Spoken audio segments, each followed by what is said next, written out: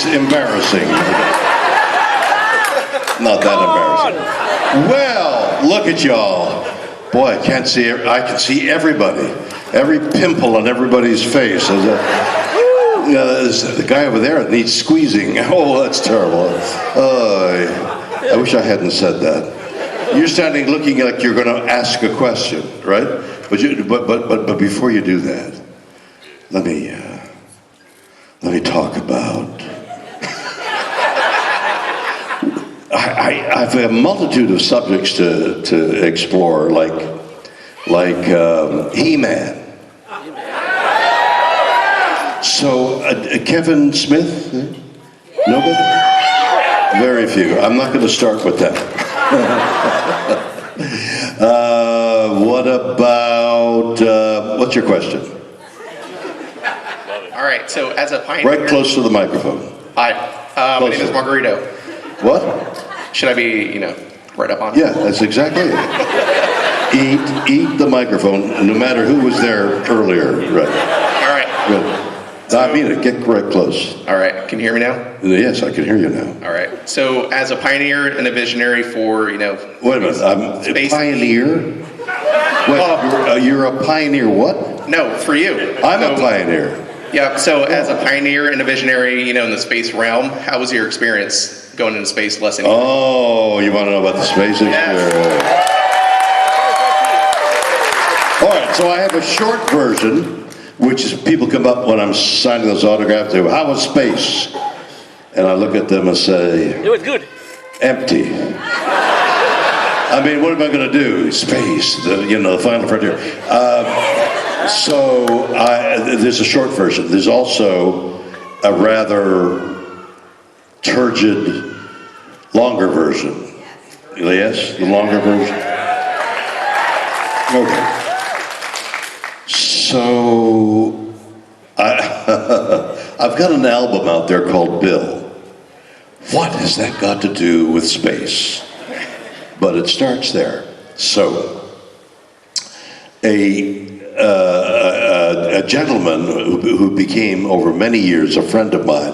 He was just a guy. He's got an important job, but the job is like an executive, and so. Every time, I live in Los Angeles, and he lives in New York, every time he came to Los Angeles, we would meet at a Chinese restaurant and have duck. So we would do that. Over the years, we became very good friends over Chinese duck. And we would spend 2-3 hours at a meal and talk about, there was a difference in our age. He was much older than I. No. Nobody is older than me. He was much younger than me, but it was like, he became a really good friend over a meal, and for years went by. One day, he invited a friend of his, and so the friend came to dinner. It was like an intrusion, but this friend was a musician who had been a musician with my friend Rob. Dan was a musician. Dan Miller of They Might Be Giants. Does that mean anything? Okay. So Dan Miller comes to dinner with the duck. And I'm sort of like, why am I sharing my duck with Dan Miller when this is my moment with Rob? So Dan is a friend of Rob's as well, especially at Rob's university many years earlier, where he and Rob did music together. Rob, you did music? I didn't know. So during the meal, Dan says to Rob and me, we should do an album, which begat Bill. Now, on a Sunday evening prior to me going on Monday to the desert to now go up into space on like Wednesday, Rob and Dan and I are having a meal, and we say, I'm going up into space. We should write a song about going up into space. So we start making notes, what does it be like to go into space? When I came down, when I had been up there, one of the first phone calls I made to Dan and Rob was, everything we wrote so much earlier has nothing to do with what my experience was. We got to start the song again because because what I went through was apparently different from a lot of other people. So I left Rob and Dan at that table in New York, and Monday morning I went to Texas. I've forgotten the name of the city we landed at. Anyway, ended up in the desert of Texas, where Jeff Bezos earns a lot of property, and had his rocket ship and all the equipment that goes with it on his land. This huge piece of land in Texas. So I'm there a day earlier. Like, I'm there Monday morning, and everybody's coming Tuesday, and I'm wondering, why am I here? What am I doing here early? You know, why am I here? So they never gave me an answer, but about mid-morning, they said, why don't we drive out 10, 15 miles and show you the gantry that you have to go up to get into the spaceship. No, okay, I'm going to see a gantry, but why am I here? So we go up, and now this land is about 4,000 something feet high, like almost at the height of Denver, which if you've been to Denver, you get kind of breathless just getting off the airplane, 5,000 feet. So the guy said, well, let's go up the gantry, it's 11 flights up. Good Lord, up. So I get up 3 flights of, and I'm sucking in air, and I pretend I'm not. Look at the beautiful desert. And then I get up another 3 flights, and another. Finally, I'm at the top, and I got the 11. And as I lean over the thing, I'm looking at a cement room. I can tell it's a cement room because the door, this latch, this whatever you call it, space door, which is 12 inches thick, is slightly ajar, and there's a room about the size of this stage, and you can see it's 12 inches thick of cement, and looking at what I can see inside there, the tubes and things and all kinds of electronic devices. And what's that? And they said, well, that's if something goes wrong, that's the room you run into. So, what are you talking about? What could go wrong? Oh, no, nothing's going to go wrong. Oh, yeah. So I'm at the top of the gantry a day early, and I'm thinking, why am I here? And we get down, and it's like about dinner time when my slow mind realizes, what am I doing here? They've checked me out to see if I could get up those 11 flights of stairs. I couldn't believe it. Well, imagine being my age, and I'm not even going to go there again, and going up 11, almost 12 flights of stairs at 5,000 feet. Imagine if you get up, how embarrassing would it be to get to like 5 flights and go, I can't get up any further. Oh, geez, we've made a mistake inviting Shanter to go up to this base. Okay, so the next 2-3 days is spent rehearsing, practicing one thing in particular. They had a real model of the spaceship that we were going to go into, and we practiced again and again. They had sound effects, like some of the sounds that we would hear, the bumps and groans and things like that. But mostly we practiced getting into a chair that was like prostrate like that, getting into the 5-point harness. I've got a bottle of water here and I can't drink it. So the 5-point harness, of which I've been in many 5-point harnesses before. I drive fast cars, and you get into shoulder, waist, and the crotch strap, which is the most important, because if you're stopping suddenly, you're going to go forward, and the real thing that stops you is this crotch strap. But if you've ever tried, so you got a little notch, and you put a notch in this circular thing, notch here, notch here, notch here, notch, and then the crotch strap. But I'm lying like this, and getting that crotch strap in, you can recognize how difficult it was. So we rehearsed that, and we rehearsed getting into the seat in weightlessness. Now, archaeologists, see how many subjects there are here? What in heaven's name does archaeology have to do with going to space? I will tell you, because you asked. You wanted the long version? This is the long version. When I finish this story, I'm going off stage, okay? So archaeologists, both physical, the ones who dig up bones and things like that, but also archaeology can be done in language. People who study language discover when words were entered into that language, and they realize that's when that happened. For example, in the Proto-European language, which came from the steppes of Turkey and Russia and Mongolia, when those guys swept down into Europe periodically, Genghis Khan and those guys, every 400 or 500 years, they'd sweep down and rape and pillage, and they left their language behind. And all our languages, English, 40 languages of Europe are based on this Proto-European language, which is mostly, I guess, Mongolian. What they discovered was the word for horse came into that language about 10,000 years ago. So they figured that horses came in to civilization about 10,000 years ago. And then the archaeologists who are digging things up discovered that that was true, that 10,000 years ago, the horse was introduced into civilization. There are no words yet for weightlessness in the English language, because only 600 people have been up there enough to be weightless. So they can't describe weightless. Oh yeah, your hand goes up. Well, that doesn't, you feel sick. You're Jeff Bezos, yes, the richest, one of the richest men in the world. A wonderful guy, by the way. I've met him, had several conversations with him. Wonderful guy. So he went up first.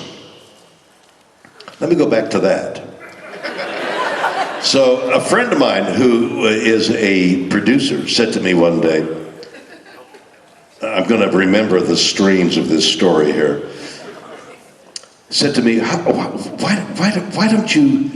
don't we go up to Seattle and talk to the Blue Origin people, Amazon, and you go up in a spaceship first, because they're going to send I don't want to go up in a, what do I want to go up in a spaceship? I'm so comfortable at home. Why all I want to do is go after sharks, look, go visit. I don't know whether any of you saw a rebroadcast of the Shark Week. No, I'm going to go into the water and be bitten by a 18-foot tiger shark. I don't want to go up in no, Bill, it'd be great. No, I don't want to go. All right, let's go up and talk. So a year and a half ago, 2 years, I guess now, we went up, we called them and said, oh, good idea, come up to Seattle where the Amazon headquarters are. I go up there and I meet Mr. Bezos, and we sit around and talk. And they say, oh, it's a good idea. Captain Kirk goes out into space. Well, yeah, okay. So we come home, and COVID hits, a year goes by, and they announce the first voyage of the Blue Origin is going to go up, and it's going to be Jeff Bezos, his brother, a lady astronaut who didn't go up, and a kid. And I said to my friend, whose name I'll think of in a second, see, I told you, I don't want to go up. And they go up, and I later see footage of Bezos, okay? Bezos is weightless, floating on his stomach. And the camera, of which there are several inside the spaceship, is shooting his back, which is his feet splayed out, so we see his little crack. And the kid, the youngster who was invited to go, is throwing Skittles at his ass. And that's how they dealt with weightlessness in that magical moment. And I'm thinking, God, if I went up there, I wouldn't be throwing Skittles. Donuts maybe, but I mean, no, I wouldn't be wasting I thought I wouldn't be wasting my time on that nonsense and floating around and saying, oh, look at that, we're weightless. I want to see what's happening, but I'm not going to go up because he says, well, but what about second, says my friend, whose name I'll think of in a second. What about second? They're going to go again in a couple. No, you know, go second. That's like getting the vice president when you expected the president. I'm not going to go up there. So they said, so basis goes up, comes down, and then a couple of months later, they invite me to go up. And I say to Jeff, no. So I said, no, I'm not going to go second. No. Now I'm lying in bed, and I don't know about you guys, but I get my best thoughts like just before getting up in the morning. I'm lying in bed getting ready to get up, and I have creative things, oh yeah, I should do that, and I'm thinking, why am I not going with the opportunity, the thrill of going into space? Why don't I do that? I call Jason. So I called Jason and I said, you know, I've changed my mind, I'll go up. He'll go up. Now I'm in the desert, getting ready to go. And we're rehearsing all this weightless thing. So, weightlessness, you're floating and you got to get into the chair. And it's a 5-point harness. So here's how we rehearse. You grab that and you put that on and you get towards your chair. There's a ledge right there, so you stick your feet in there, so you hold yourself down. Now you get that, you get that one, then you get this one, you get that one, and then you attempt to get the crotch strapped in. And you're lying like this. After weightlessness, all you have to do with the 5-point harness is do that, everything falls away, and getting out is no problem. Getting back in is the problem. So we rehearse that for 2-3 days, and that's essentially it. Now we go up the gantry. It's the day of the takeoff. We go up the gantry, and there is the rocket ship, and you know stuff is coming. You know what that stuff is? Hydrogen. Hydrogen is coming out, a little excess hydrogen, and I'm looking at it thinking, that's hydrogen. Have you all seen the documentaries, the footage on the Hindenburg? Oh, the humanity of it! And the guy's screaming, and little figures are running away from the blazing Zeppelin. You all know that?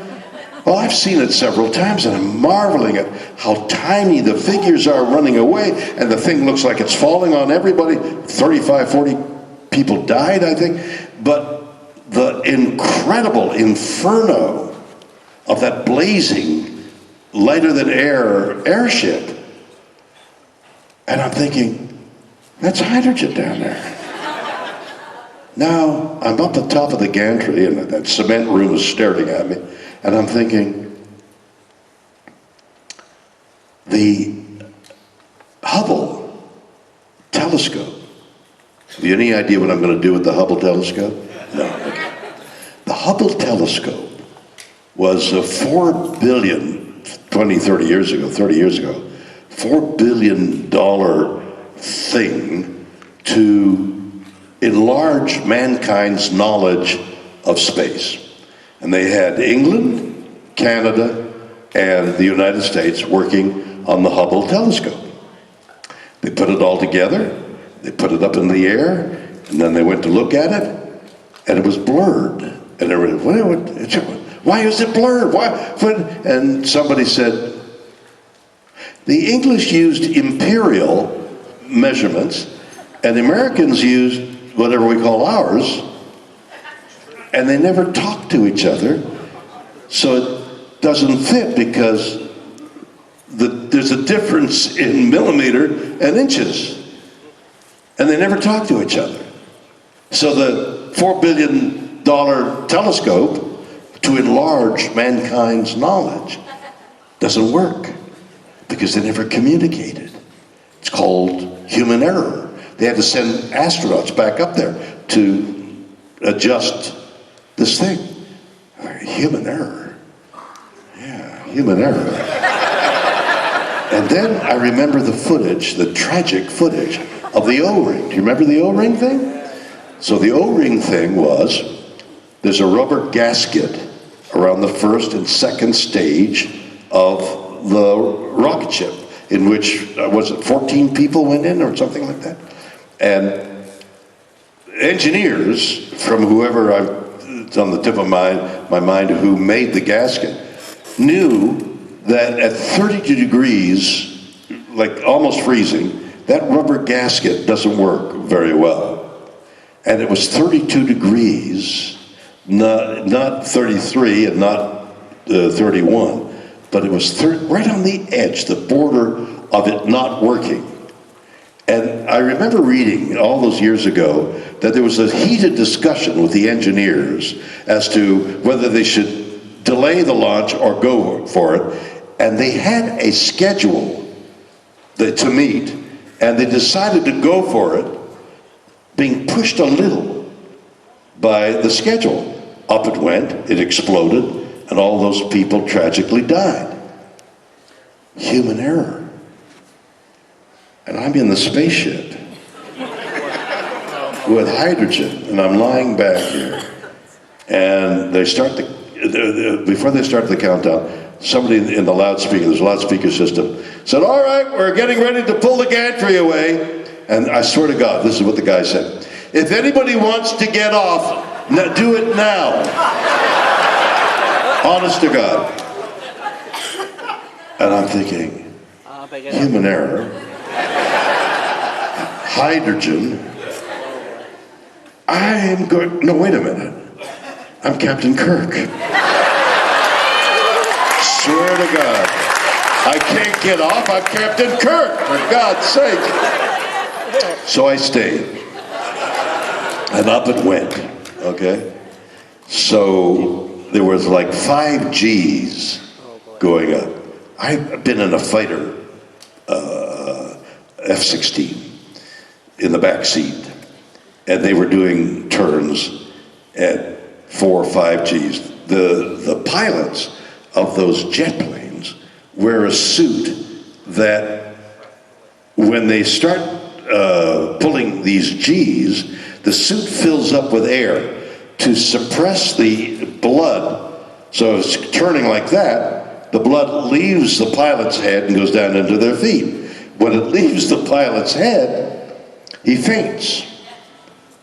Many times, the pilots of these fast planes faint for a second, 2, 3, 4, until the turn is finished, and the blood comes back to their brain. Yeah. So what they've devised many years ago is a suit of air that, as those Gs happen, air goes into the suit and stops the blood from going down into the feet. I didn't have that suit, okay? So now this thing is going up, and there's a little instrument panel for everyone, the 4 of us who are on the flight. There's a little instrument panel, and it says how many Gs. So it's like 5 Gs, and I'm thinking, oh my God, I don't know that I can do this. And at 2 Gs, 2 Gs, I tried to raise my hand. Oh my God. 5 Gs, it's been described like an elephant sitting on your chest. And all of a sudden, you're past the Kármán line, it's 50 miles up there, and you're weightless. Boom, you hit this thing, and now you're floating around. So the others are celebrating being weightless. I go for the window to look out what's out there. And so here was my impression. I'm at the window, clinging onto the window, because otherwise you float away. And I'm looking back, and I don't know why I'm looking back, but I'm looking back from whence we came, and I see something I've never heard described before. I see a wake. I see like a submarine going through the water, like it leaves a wake behind it. I'm looking back there, and I see a wake of air, like the spaceship's going through the air. I see the air bubbling behind it. Never heard of that. So I'm looking like this, and then I look like that where we're going. And suddenly I'm looking at a blackness of space. The kind of blackness, the only time I've ever seen anything like that was one of those commercial caves where you go down into a cave, and then they close the door, and they say, this is how black it is. When there's no ambient light, it's different from any other thing. The blackness of night isn't anything like the blackness of no light whatsoever. And that's what I saw. I didn't see constellations, I didn't see twinkling stars, there's none of that. And the sun was somewhere else. All I saw was blackness that's so palpable. It's like mud. It's like black mud. I'm looking at this thing, and what I saw was death. And what I saw back there with that beige desert and the white clouds and the blue air was life. I saw life, I saw death. I saw death, I saw life. And that was my total impression until getting back into the seat, and we landed, and now I step out, and I find myself weeping, crying. What am I crying about? Why am I not? The others are shaking champagne and champagne. They've done something really good. Sat there. That's what we did. Was everybody else was doing. And they're shaking champagne, and I am totally immersed in something. I don't know what it is. And I go and sit down on the seat of a truck. What the heck is the matter with me? And then I realize the feeling I'm feeling is grief. Grief for our planet. I read Rachel Carson's book, Silent Spring. Yes? The Silent Spring. 60 years ago. I read her book and was so enthralled because the book described what we're doing, what we're killing on the earth, and what might happen in the future, which is exactly what is happening today. Wildfires, storms, floods. And since in all that time, I've tried to say, hey, we should do something, and he's an actor, what does he do? I mean, there was a review of me in England when I was saying, the things are going to happen, and Rachel Carson, and the reporter said, hey, this actor thinks he knows what's going on. It was scornful. What does an actor know? Well, an actor doesn't know anything, except an occasional, nobody knows anything, but an occasional article on global warming. I would read it and think about it, and Rachel Carson. I was in grief for 5 billion years of evolution, bringing us all the things we see now. I sat on the balcony of the hotel this morning, looked out onto the waterway, and the humidity of the air, and the blue sky with all these clouds, and the fractal curves of the clouds, and the straight lines of the airplane passage. I just marveled at the beauty of Florida, the beauty of California, and the ability to fly, what this microphone is doing, the amplification of sound. Everything is miracle. Everything is a miracle here. It took 5 billion years to evolve this miracle. To evolve a lizard, a snake, a dog, a horse, a human being. 5 billion years, and everything's going extinct as we talk. It's going extinct. It's a tragedy. And that's what I was weeping for. And then I saw the curvature of the earth. I saw about that much, and I realized, my God, I could go like that and draw the curvature of the planet. That's how small it is. I was in Cambridge about to interview Stephen Hawking. And I'm in Cambridge, in the Cambridge Cathedral. We shot some film there, everybody had left. I'm there alone in a cathedral, sitting in whatever you call that pillar that goes up that has the stained glass windows. And somebody way over there was cleaning this magnificent organ. And every so often, in cleaning it, he would play a chord from Beethoven, da da da da, and it echoed through the cathedral. And I was there marveling at this thing, and way up there, caught in the sunlight of a stained glass, was a little mote of dust.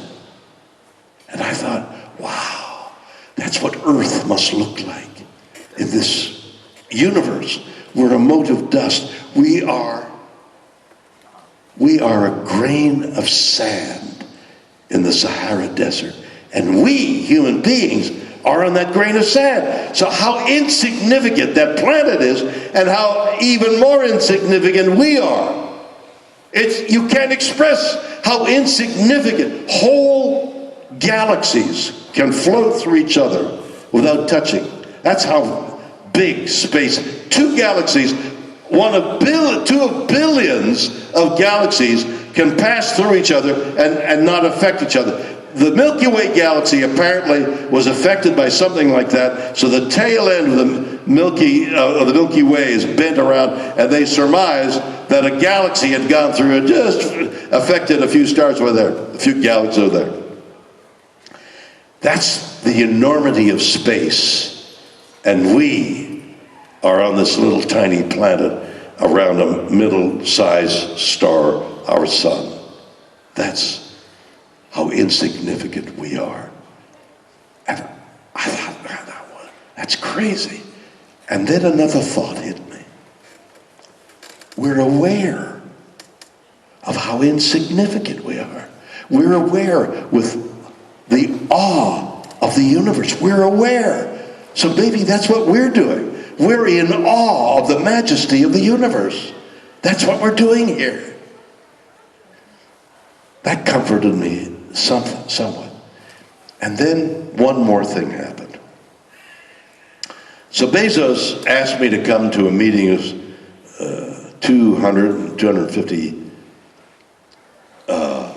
scientists who were meeting all at one place in California. So I went there and talked a little bit, saying something like I'm saying to you. And they played this documentary, which I haven't seen. And I watched a bit of it. They played a bit of it. At the end of which, I'd long forgotten, Bezos puts his arms around me because I'm crying uncontrollably. And I thought, that's the other part of this strange existence we have, and that's love. We have love. Wow. We're insignificant, we're aware, and we have love. And that mystery has stayed with me. And I do remember saying, I don't want to ever forget the way I felt then. I haven't forgotten. I'm as moved, I'm not weeping right now, but I'm filled with the awe, the wonder, the anger at what we're doing to our planet.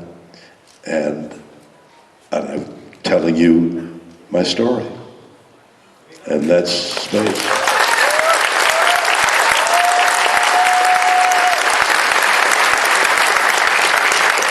Okay. Now right into the microphone. Right into it. I wanted to discuss with you a couple of things. One, I watched Star Trek when it first ran when I was a kid, and I was really enthralled. And the biggest thing it did for me was, like you just said, awareness, possibilities.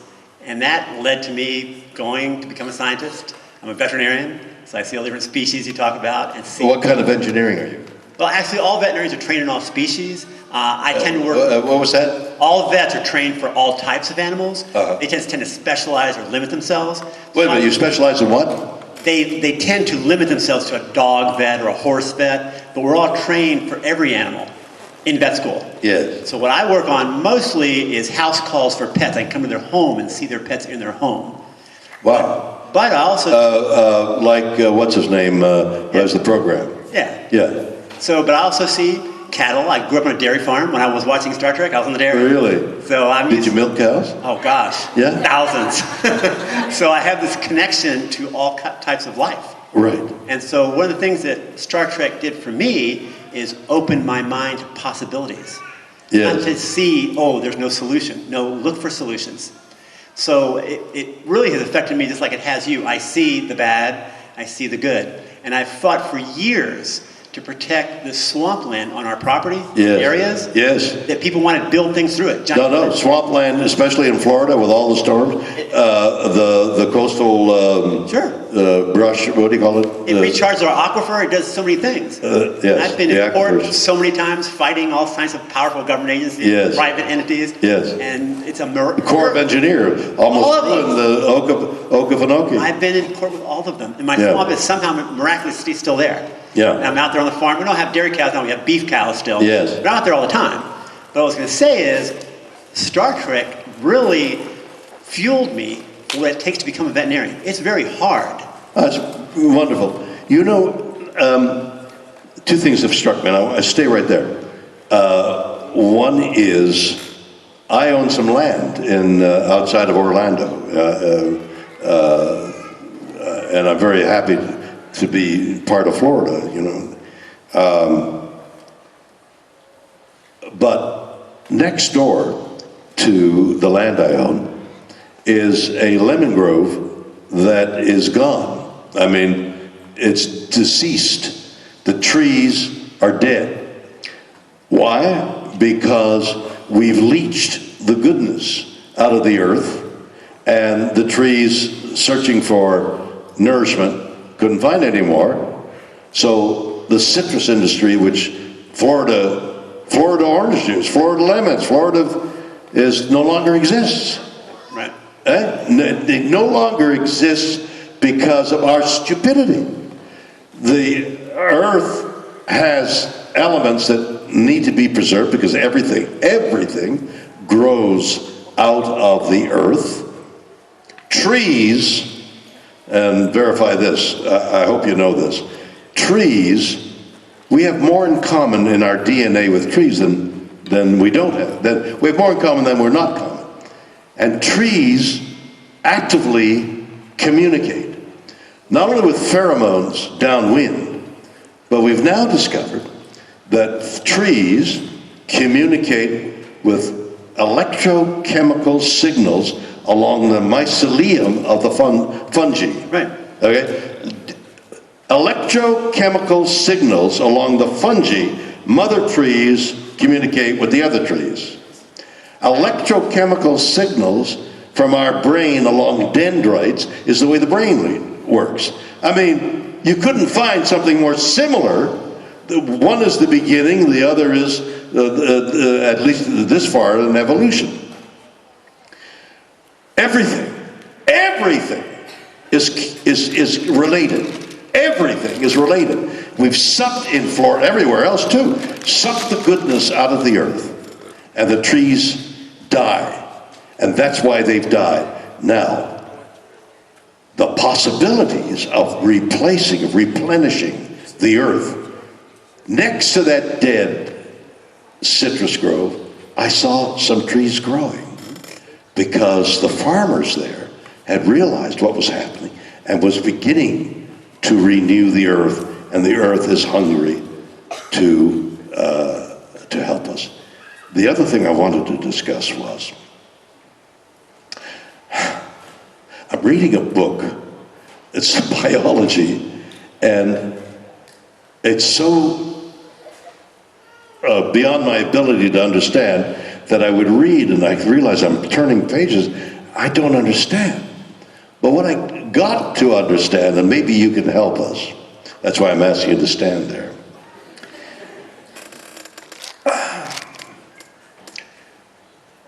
I don't know where to start. The basic, we haven't yet discovered the basic building blocks of nature. The Higgs boson is a new discovery, could be, but there's also a theory of string theory. Vibrating, everything vibrates. So this is like the basic building block of nature. Everything vibrates. Everything is in vibration. What? Rocks. Everything, nothing is solid. This isn't solid.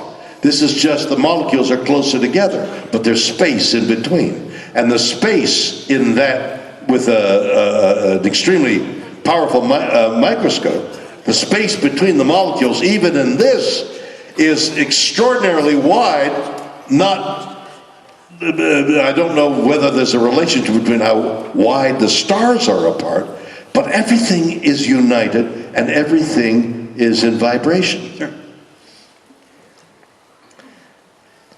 I was reading about the basic building blocks of us, of flesh, and microtubules. Does that mean anything to you? Sure. Tell us briefly, because they've got signatures, they got my autograph. Tell us briefly, microtubules and how they work, the way they're attracted and build upon each other. Microtubules essentially just convey energy more than anything else. Part of our cellular structure, right? Right. But one thing, if you don't mind, let's get back to... Right close to the microphone. Okay. You just mentioned the string theory? String Yes, theory? string theory. Okay. Well, actually, string theory has actually come and gone. It's gone? Yes. Where did it go? I used to, when I was in veterinary school, I used to hang out with quantum physicists and speak to them all the time. They're in a different world from us. They're in the subatomic world. That's Right. where they live. Right. So before... Quantum. Yeah. So before string, there was membrane. Okay? Then membrane fell out of favor, and they went to string. Well, now string has fallen out of favor, and it's back to what they now call brain theory, which is another evolution of membrane. Brain is current now. And the reason they went to brain is they've been searching more than anything else for the secret of gravity. What causes gravity? We don't know. No one knows. The reason they've gone back to brain now is it has 11 dimensions, okay? And one of those dimensions, I saw a female scientist speak about this recently. She said she's convinced the key to gravity is in that 11th dimension, and that's why brain theory is the number one now. Okay, so let me just sum that up. Am I getting a signal of any kind? No. Okay. Nobody knows anything. Right?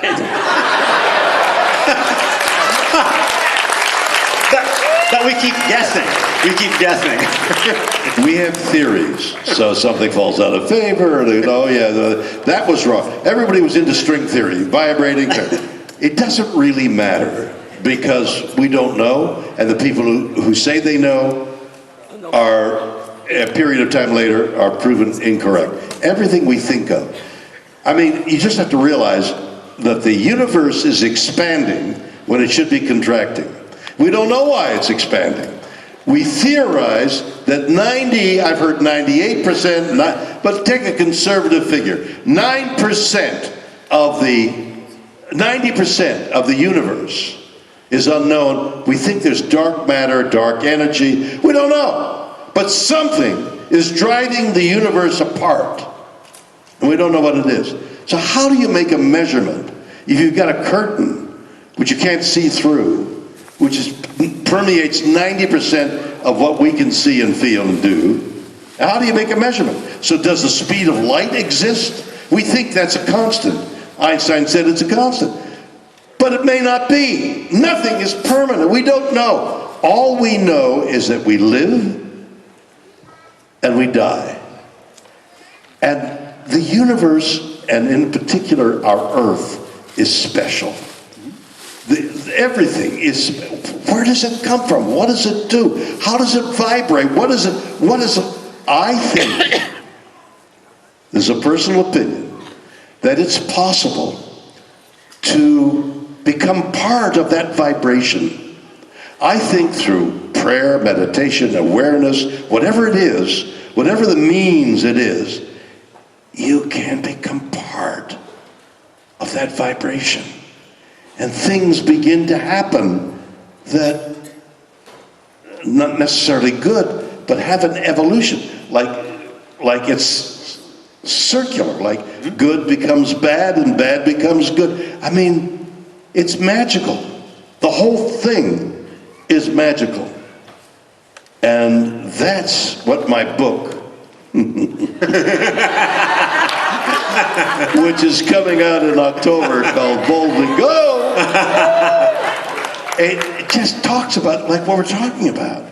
But these things about what our basic building blocks of our body are so miraculous.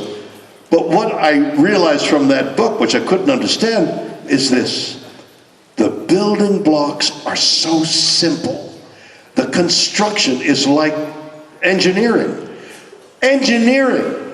There's an engineering in our body. There's an engineering in the universe. I don't know what it is. Nobody knows what it is. You can call it God if you wish. Whatever it is, it's a mystery. And you can get with it in some manner, in some way. And that's all I have to say. Thank you so much, everyone.